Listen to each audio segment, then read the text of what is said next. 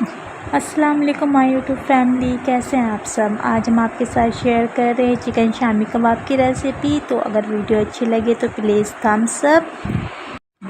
Chicken shami kebab के लिए हमने हाफ़ केजी चिकन ले लिए, 1 पाव चने की दाल लिए, इसमें हमने 1 टेबल स्पून अदरक लहसुन का पेस्ट ऐड किया, एक मीडियम साइज़ की प्याज को 4 हिस्सों में कट करके ऐड कर दिया, साबित धनिया 1 टेबल स्पून ऐड किया है, ज़ीरा 1 टेबल स्पून ऐड किया है, 7 से 8 साबित लाल मिर्चियाँ ऐड की थी, साबित गरम मसाला थोड़ा सा ऐड किया, नमक आप लोग अपने टेस्ट के मुताबिक ऐड कर लें और 2 गिलास पानी डालकर अच्छी तरह से पकने के लिए रख दिया था। सिल पर पीस लिया हमने तमाम चीज़ों को और अब हम इसमें हरा मसाला ऐड करेंगे, जिसमें हमने हरा धनिया, पुदीना और हरी मिर्चें ऐड की और साथ में एक छोटी सी प्याज ऐड की चॉप करके।